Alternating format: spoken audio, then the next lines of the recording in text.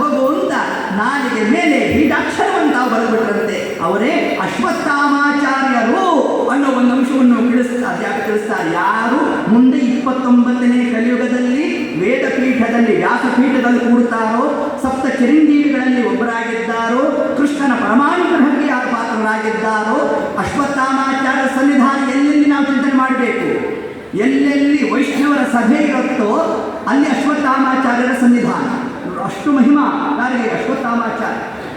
ಹೀಗಿರಬೇಕಾದರೆ ಅವರಿಂದ ಬೀಜಾಕ್ಷರವನ್ನು ತಗೊಂಡು ಕೇವಲ ವಿದ್ಯಾ, ಕೇವಲ ಬುದ್ಧಿ ಇದಿಷ್ಟರಲ್ಲೇ ಸಾಧನೆ ಅಲ್ಲ, ಅದರ ಜೊತೆಗೆ ಸಿದ್ಧಿ ಅಂದರೆ ಮಂತ್ರ ಸಿದ್ಧಿ ಆಗುವುದು. ಇದರ ಫಲ ಯಾವುದು? ಪ್ರಸಿದ್ಧಿ ಬರೋದು ಅಂತಂದರೆ ಎಲ್ಲ ಕಡೆ ಫೇಮಸ್. ಕನ್ನಡದ ಫೇಮಸ್ ಅದಲ್ಲ. ಪ್ರಸಿದ್ಧಿ ಅಂದರೆ ಮೋಕ್ಷ, ಅದನ್ನು ತಿಳಿಸ್ತಾರೆ. ಸಿದ್ಧಿ ಅಂದರೆ ಅಪರೋಕ್ಷ ಜ್ಞಾನ, ಪ್ರಸಿದ್ಧಿ ಅಂತಂದರೆ ಮೋಕ್ಷ ಪ್ರಾಪ್ತಿ.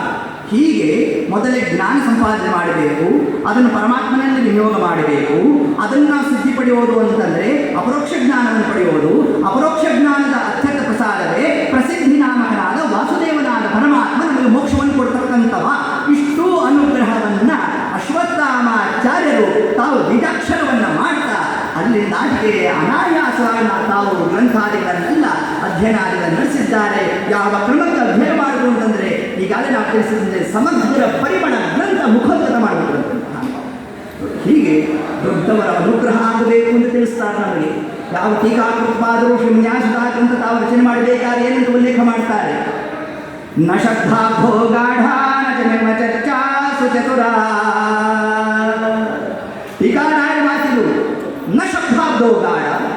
ನಮ್ಗೆ ಯಾವ ಅಮರಕೋಶ ಆಗಿಲ್ಲ, ಅಮರಕೋಶ ಆಗಿಲ್ಲ, ವ್ಯಾಕರಣ ಆಗಿಲ್ಲ, ಪ್ರಕರಣ ಗ್ರಂಥ ಆಗಿಲ್ಲ, ಏನೇ ಆಗಿಲ್ಲ ಅಂತಂದ್ರೆ ಅಲ್ರಿ, ಏನೂ ಆಗಿಲ್ಲ ಅಂತಂದ್ರೆ ಇಂತಹ ಗ್ರಂಥ ಹಾಕಿ ಬರ್ತೀರಿ ನೀವು? ಗುರುಕಾರುಣ್ಯ ಸರಣಿ ದೊಡ್ಡವರು ಶ್ರೀಮದ್ ಆಚಾರ್ಯರ ಪರಂಪರೆಯ ಅನುಗ್ರಹದಿಂದಾಗಿ ನಾವೇ ಬರಿತಾ ಇದ್ದೇವೆ ಅಂತ ಇಂದ್ರದೇವರು ತಾವು ಸ್ವಯಂ ಟೀಕಾಕೃತ್ಪಾದರ ಬಂದಾಗಿ ಉಲ್ಲೇಖ ಮಾಡಿದ್ದಾರೆ. ಅದೆಲ್ಲದರ ಅಂಶವನ್ನೇ ನಮಗೆ ತಿಳಿಸ್ತಾ ಇನ್ನು ಮುಂದೆ ಅವರ ಶೃಂಗಾರ ವರ್ಣನದ ಬಗ್ಗೆಯೂ ಕೂಡ ನಮಗೆ ತಿಳಿಸ್ಕೊಟ್ಟಿದ್ದಾರೆ. ಅದರಲ್ಲಿ ಶೃಂಗಾರ ವರ್ಣನ ಸಂಧಿ ಅಂತಂದರೆ ಅಪ್ಪೋರು ನೋಡ್ಲಿಕ್ಕೆ ಹೇಗಿದ್ರು ಅದನ್ನು ತಿಳಿಸ್ತಾರೆ ನಮಗೆ. ಪದುಮದಂದದಿ ನಯನ ಸಂವೆಗೆಯ ತುದಿಯ ತೆರೆ ನಾಸಿಕವು ಪೊಳೆಯುವ ವದನ ಗಾಡಿಮದ ಬೀಜವು ಹೃದಯ ವಿಸ್ತರವು. ಅವ್ರು ನೋಡ್ಲಿಕ್ಕೆ ಹೇಗಿದ್ರು? ಪದುಮದಂದದಿ ನಯನ, ಒಳ್ಳೆ ಅಗಲವಾದ ನಯನಗಳಂತೆ ಅವರಿಗೆ. ಇನ್ನು ಸಂಪಿಗೆ ತುದಿಯ ನಾಸಿಕ, ಅವರ ನಾಸಿಕ ಹೇಗಿತ್ತು ಅಂದರೆ ಅತ್ಯಂತ ನೀಳವಾದ ನಾಸಿಕ, ಅದರ ಜೊತೆಗೆ ಹೊಳೆಯುವ ವದನ. ಆ ವಿದ್ಯಾ ವರ್ಚಸ್ಸು ಅವರನ್ನು ಕಂಗೊಳಿಸ್ತಾ ಇರಬೇಕು. ಒಳ್ಳೆ ತೇಜಸ್ವಿಗಳಾಗಿದ್ದರು. ಹೃದಯ ವಿಸ್ತಾರ, ಅವರ ಹೃದಯಾಕಾಶ ಬಹು ವಿಸ್ತಾರ ಅಂತಂದು. ಯಾಕೆ? ಅಷ್ಟು ಭಗವದ್ ರೂಪಗಳನ್ನು ಚಿಂತನೆ ಮಾಡ್ತಾ ಇದ್ರು. ಹೀಗೆ ಆ ಕ್ರಮವನ್ನು ಹೇಳ್ತಾ ಇನ್ನು ಅವರು ಹೇಗೆ ಅಲಂಕಾರ ಮಾಡ್ಕೊತಾ ಇದ್ರು? ಶಿರದಿ ಶೋಭಿಪ ಶಾಲು ಭರ್ಜರಿ ವರಮಹೀಶರು ಒಲಿದು ಕೊಟ್ಟಿಹ ಹಿರಿದು ಬೆಲೆಗಳ ಉಳ್ಳವ ವಜ್ರದ ಕರ್ಣಭೂಷಣವು ಕೊರಳೊಳಗೆ ಅನುಪಮ ಥರ ಥರದ ಮಣಿ ಖಚಿತ ತುಳಸಿ ಹಾರವು. ಹೀಗೆ ಶಿರಸ್ಸಿಗೆ ಒಳ್ಳೆ ರೇಷ್ಮೆ ರುಮಾಲನ್ನು ಸುತ್ತಕೊಂಡಿರಬೇಕು.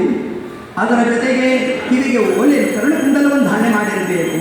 ನಾನಾ ವಿಧವಾದಂತಹ ಹಾರವನ್ನು ತಾವು ಧಾರಣೆ ಮಾಡಬೇಕು.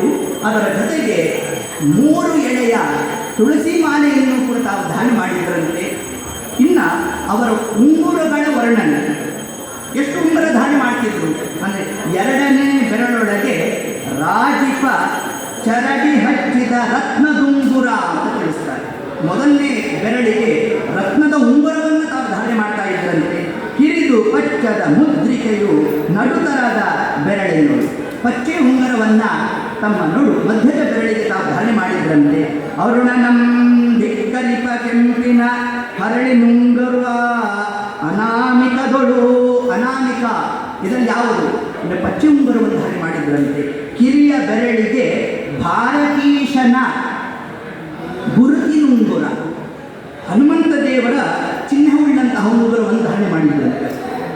ಎಂತಹ ವೈಭವ! ಇವೆಲ್ಲ ಸುಮ್ಮನೆ ಪ್ರಾಪ್ತ ಆಗ್ತಕ್ಕಂಥದ್ದ. ಇವೆಲ್ಲ ಯಾಕೆ ಧಾರಣೆ ಮಾಡ್ತಿದ್ರು? ಅಪರೋಕ್ಷ ಜ್ಞಾನಿಗಳು ಅಂತೀರಿ. ಹಾಗಾದರೆ ಏನಿರಬೇಕು? ವೈರಾಗ್ಯ ಇರಬೇಕು. ಅದಕ್ಕೆ ವಿರುದ್ಧ ಧರ್ಮ ತೋರಿಸ್ತಾ ಇದ್ದೀರಲ್ಲ ಅಂತಂದರೆ ಅದಕ್ಕೆ ಶ್ರೀಪಾದರಾಜರು ಅಂದರೆ ಉತ್ತರ ಕೊಟ್ಟುಬಿಟ್ಟಿದ್ದಾರೆ. ಇಟ್ಟಾಗೆ ಇರುವೇನು ಹರಿಯೇ ಎನ್ನು ದೊರೆ. ಶ್ರೀಪಾದರಾಜ ರಚಿತರಾಗಿದ್ದರೂ ಕೂಡ ಹೆಣ್ಣಿಗೌರು ಮಹಿಮೆ ಸಾಲದೆ ಇಷ್ಟ ಮಹಿಮೆ ಸಾಲದೆ ಅಂತ ಏನು ತಿಳಿಸ್ತಾರೆ ವ್ಯಾಸರಾಜರು. ಅದರಂತೆ ಇವರಿಗೂ ಕೂಡ ರಾಜವೈಭವವನ್ನು ಪರಮಾತ್ಮ ತಾನು ಅನುಗ್ರಹ ಮಾಡಿಬಿಟ್ಟಿದ್ದ. ಇಷ್ಟೆಲ್ಲ ಧಾರಣೆ ಮಾಡಬೇಕಾದರೆ ಏನು ಅನುಸಂಧಾನ ಇರಬೇಕು ಅದನ್ನು ಈಗ ಅಲಂಕಾರ ಬ್ರಾಹ್ಮಣರನ್ನು ಕೂಡಿಸ್ತಾರಲ್ಲ, ಆ ಬ್ರಾಹ್ಮಣ ಏನಾದರೂ ಈ ಅಲಂಕಾರ ನನಗೆ ಅಂತ ಅಂದ್ಕೊಂಡ್ರೆ ಪುನಃ ಸ್ನಾನ ಕಳಿಸ್ಬೇಕು ಆ ಬ್ರಾಹ್ಮಣನ. ಅಷ್ಟು ಮೈಲಿಗೆ ಆಗ್ತಾರಂತೆ. ನಮಗೆ ಯಾರಾದರೂ ನಮಗೆ ನಮಸ್ಕಾರ ಮಾಡಿದಾಗ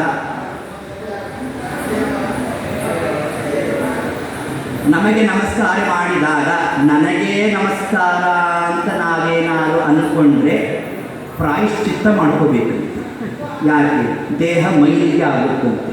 ನನಗೇ ನಮಸ್ಕಾರ ಮಾಡಿದ್ರು, ಸರ್ವಥಾ ನನಗೇ ಮಾಡಿದ್ರು ಅಂತಲ್ಲ, ನನ್ನ ಅಂತರ್ಯಾಮಿಯಾದ ಭಾರತೀಯ ಮುಖ್ಯ ಪ್ರಾಣ ಅಂತರ್ಗತ ತದಂತರ್ಯಾಮಿ ಮಮ ಬಿಂಬಸ್ವಾಮಿಗೆ ನಮಸ್ಕಾರ. ಇಷ್ಟು ಅನುಸಂಧಾನ ಬರಬೇಕು ಅಂತ ನೋಡಿ ನಮಗೆ ಇಷ್ಟು ಕ್ರಮವನ್ನು ನಮ್ಮಲ್ಲಿ ತಿಳಿಸ್ತಾ, ಅದರಂತೆ ಇಲ್ಲಿ ಅಪ್ಪೋರು ಕೂಡ ತಾವು ಥಳಿಸುವ ಆ ಒಂದು ಮುತ್ತಿನ ಹಾರ ಮತ್ತೊಂದು ಮಗದೊಂದು ಇವೆಲ್ಲ ಧಾರಣೆ ಮಾಡ್ತಾ ಇದ್ರಲ್ಲ, ಏನು ಅನುಸಂಧಾನ?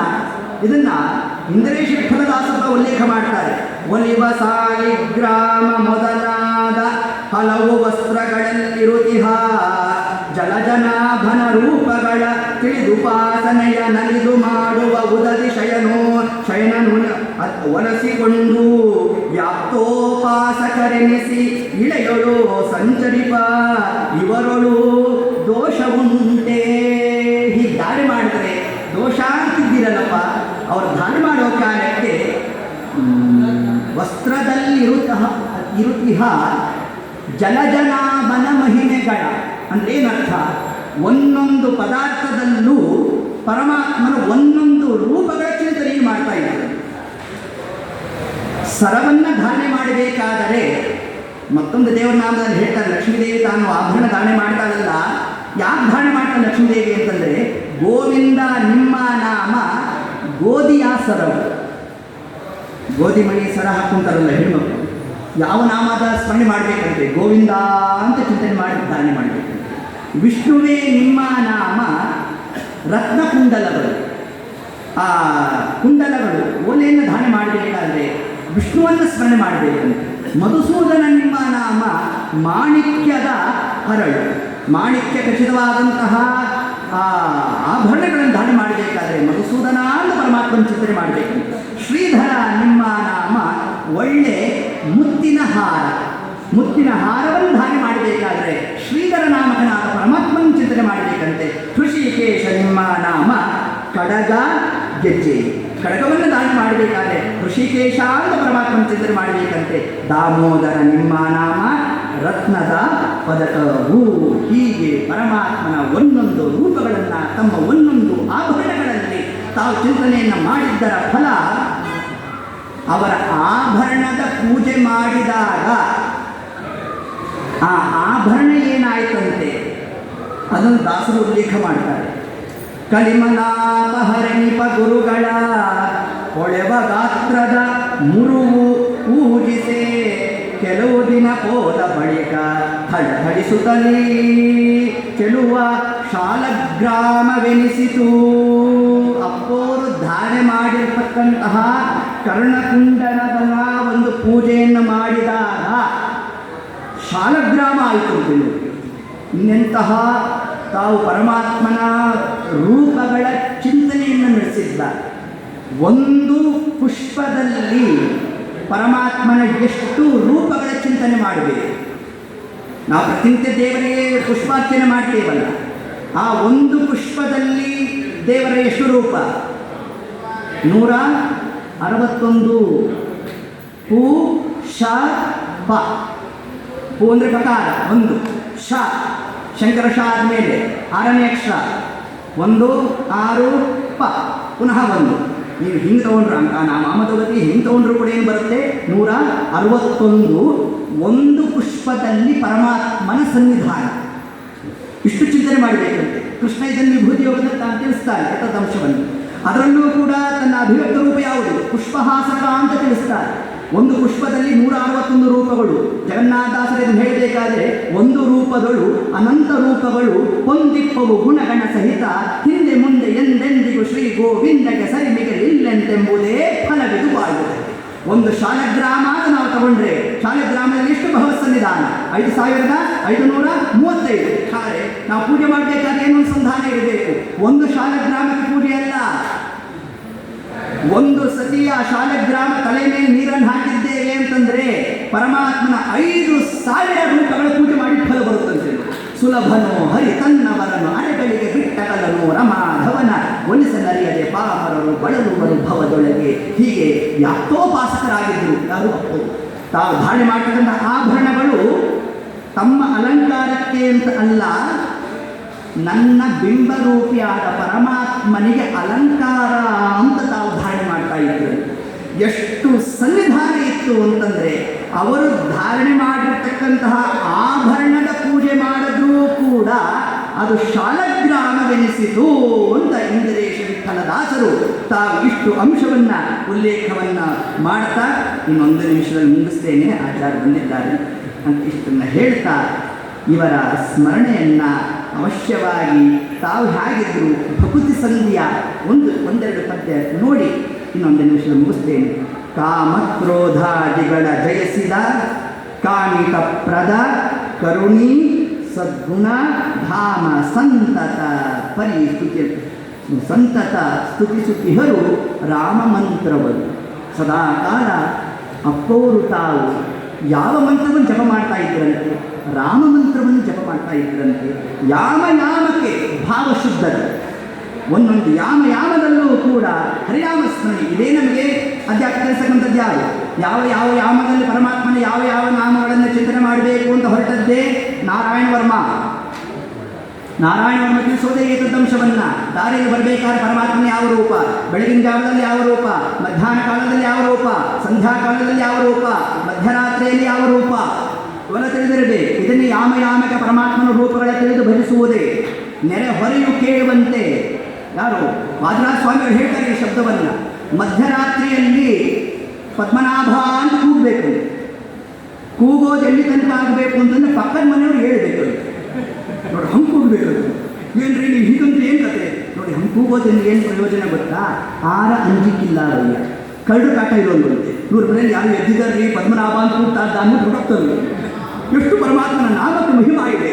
ಅದನ್ನೇ ಇರಲಿ ಅಪ್ಪವರು ತಾವು ಯಾಮಕ್ಕೆ ಭಾವಶುದ್ಧದಿ ಈ ಮಹಾತ್ಮನ ವಿಮಲ ಪದಗಳ ನೇಮದಿಂದರ್ಪಿಸಲು ಒಲಿಯುವನು ಶ್ರೀ ಮನೋಹರನು ಅಂತ. ಇಂತಹ ಮಹಾನುಭಾವರಾದ ಕೃಷ್ಣಾರ್ಯರನ್ನ ಯಾರು ಪ್ರತಿನಿತ್ಯ ಚಿಂತನೆ ಮಾಡ್ತಾರೋ, ಇವರ ಚಿಂತನೆಯನ್ನು ಮಾಡದೆ ಸ್ನಾನ ಜಪ ತಪವೆಲ್ಲ ಮಾಡಿದರೇನು ಫಲ, ಶಾಸ್ತ್ರಗಳ ಪಠಿಸಿದರೇನು ಫಲ, ದಾಂಭಿಕತನದಲ್ಲಿ ಅನುಸಂಧಾನವಿಲ್ಲದಲ್ಲೇ ಸಾನುರಾಗದೆ ಇವರ ಮಹಿಮೆಯ ಗಾನ ಮಾಡುತ್ತ ಕುಣಿದು ಹಿಗ್ಗಲು ಶ್ರೀನಿವಾಸನ ಪೂಜೆ ಸುರನದಿ ಸ್ನಾನವೆನಿಸುವುದಯ್ಯ. ಗಂಗಾ ಸ್ನಾನದ ಫಲ ಬೇಕೋ? ಹಾಗಾದರೆ ಕೃಷ್ಣಾರ್ಯರನ್ನ ವಿಭ್ರಾಮಪುರ ಅಪ್ಪವರು ಅರ್ಥಾತ್ ಕೃಷ್ಣಾಚಾರ್ಯರ ಅಂತರ್ಯಾಮಿ ಭಾರತೀಯರ ಮುಖ್ಯ ಪ್ರಾಣ ತದಂತರ್ಗತನಾದಂತಹ ಅವರ ಉಪಾಸ್ಯ ಮೂರ್ತಿ ಆ ಕೃಷ್ಣದೇವರನ್ನ ಯಾರು ಚಿಂತನೆ ಮಾಡ್ತಾರೋ ಕೂತ ಜಾಗದಲ್ಲೇ ಗಂಗಾ ಸ್ನಾನದ ಫಲ ಬರುತ್ತಂತೆ. ಇಷ್ಟು ಮಹಿಮಾ ಅಪ್ಪವರ ಚರಿತ್ರೆಗೆ ಉಂಟು ಅಂತ ಹೇಳ್ತಾ ಕೊನೆಯದಾಗಿ ಸಂಹಾರವನ್ನು ಮಾಡ್ತಾ ಇದ್ದಾರೆ. ಸತತ ಸಂಧ್ಯಾ ಕಾಲದಲ್ಲಿ ನೋಡಿ, ಇದನ್ನ ಪ್ರತಿನಿತ್ಯ 3 ದಿವಸ ಆರಾಧನೆ ಮುಗಿಸ್ಕೊಂಡು ಇನ್ನು ಮುಂದಿನ ವರ್ಷ ಆರಾಧನೆಗೆ ಅಪ್ಪೋರ್ ಸ್ಮರಣೆ ಅಲ್ಲ ತಿಳಿಸ್ತಾ ಇದ್ದಾರೆ ದಾಸರಾಯರು. ಸತತ ಸಂಧ್ಯಾ ಕಾಲದಲ್ಲಿ ಪ್ರತಿನಿತ್ಯ ಸಾಯಂಕಾಲದಲ್ಲಿ ಯಾರು ಈ ಕಥೆಯ ಕಿವಿಗೊಟ್ಟು ಆಲಿಸಿದರೆ ಇದನ್ನು ಕೇಳ್ಬಿಟ್ರು ಸಾಕಂತೆ ಭಯವಿಲ್ಲ. ಯಾವುದು ಭಯ? ಸಂಸಾರದಲ್ಲಿ ಭಯ ಅಲ್ಲ, ಸಂಸಾರವೇ ಭಯ. ಹಾಗಾಗಿ ಸಂಸಾರವೆಂಬ ಭಯದಿಂದ ನಾವು ಮುಕ್ತಿಯನ್ನು ಹೊಂದಬೇಕು ಅಂತಂದರೆ ಅದಕ್ಕೆ ಏಕೈಕ ಮಾರ್ಗ ಯಾವುದು ಅಂದರೆ ಇಂತಹ ಸೋತ್ತಮರ ದ್ವಾರ ಪರಮಾತ್ಮನ್ನು ನಾವು ಹೊಂದಬೇಕು ಅನ್ನೋ ಒಂದು ಅಂಶವನ್ನು ಹೇಳ್ತಾ ಈ ಕ್ರಮದಿಂದ ಇವರ ಚರಿತ್ರೆಯನ್ನು ಯಾರು ಮನಸ್ಸಿಟ್ಟು ಕೇಳಿರ್ತಾರೆ ಅವರಿಗೇನು ಫಲ ಅಂತಂದರೆ ಯಾರು ಸ್ತುತಿಸುವರೋ ಸುಜ್ಞಾನವನ್ನು ಪಡೆಯುವರು. ವಿಶಿಷ್ಟವಾದ ಶ್ರೀಮದ್ ಆಚಾರ್ಯರ ಸಿದ್ಧಾಂತದ ಎಲ್ಲ ಆ ಸಾರ ಪ್ರಮೇಯಗಳು ನಮ್ಮ ತಲೆಗೆ ಹೋಗಬೇಕು ಅಂತಂದರೆ ಕಾಲಕ್ಕೆ ಇಂತಹ ಮಹಾಮಹಿಮರ ಪಾದಾಕ್ರಾಂತರಾಗಬೇಕು. ಆಗಬೇಕಂತೆ. ಅದನ್ನೇ ರಾಯಸ್ತೋತ್ರದಲ್ಲಿ ಹೇಳಿದ್ದಾರೆ. ರಾಯರ ದಾಸರ ಪಾದ ಹಿಡಿದುಬಿಟ್ರು ನಾವು ಉದ್ಧತರಾಗ್ತೇವಪ್ಪ. ಯತ್ಪಾದ ಕಂಜರ ರಸ ಪರಿಭೂಷಿತಾಂಗ ಯತ್ಪಾದ ಪದ್ಮ ಮುದುಪಾಯಿತ ಮಾನಸಾಯೇ ಯತ್ಪಾದ ಪದ್ಮ ಪರಿಕೀರ್ತನ ಕಿರಣವಾಚ ತದ್ದರ್ಶನಂ ದುರಿತ ಕಾನನದ ಅವಭೂತಂ.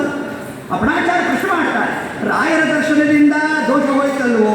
ರಾಯರ ದಾಸರ ದರ್ಶನ ಮಾಡಿಬಿಟ್ರು ಕೂಡ ದುರಿತ ಕಾರಣ ದಾವಭೂತಂ, ಅದಕ್ಕೆ ನಿದರ್ಶನ ಪ್ರಾಯವಾಗಿ ನಿಂತಿರ್ತಕ್ಕಂಥವರೇ ಈ ಭರಾಮಪುರದ ಅಪ್ಪೋರು ಕೃಷ್ಣಾಚಾರ್ಯರು ಅನ್ನೋ ಅಂಶವನ್ನು ಕೂಡ ನಮಗೆ ತಿಳಿಸ್ತಾ ಇಂತಹ ಮಹಾಮಹಿಮರ ಸದ್ಗತಿ ಹುಟ್ಟುವುದು ನಿಶ್ಚಿತ ಅಂತ ಕೊನೆಯದಾಗಿ ದಾಸರಾಯ ಹೇಳಿದ್ದಾರೆ. ಹೀಗೆ ಹೇಳ್ತಾ ಇಂತಹ ಕೋಮಲಾಂಗನ ಕೃಪಾಳು ಧನುಜ ಸ್ತೋಮ ಕವಿಭಿರೀಡಿತ ಈ ಮಹಾತ್ಮರ ಚರಿತ್ರೆಯನ್ನು ಸದ್ಗುಣಧಾಮ ಸಾಮಗಾನ ಪ್ರಿಯ ಗುರುಗಳ ಅಂತರ್ಯಾಮಿ ಶ್ರೀ ಗುರು ಇಂದಿರೇಶನು ಪ್ರೇಮದಿಂದಲೇ ಸಲಹಲೆಮಗೆ ನೀಡಲೆಮಗೆ ಕಾಮಿತಾರ್ಥಗಳ ಅಂತ ಹೇಳ್ತಾ 3 ಸಂಧಿಯನ್ನು ನಮಗೆ ಕೊಟ್ಟಂತಹ ಸಂಧಿಕಾಲದಲ್ಲಿ ನಾವು ಹೇಳ್ತಕ್ಕಂತಹ ಒಂದು ಪ್ರಯತ್ನವನ್ನು ಏನು ಮಾಡಿದ್ದೇವೆ.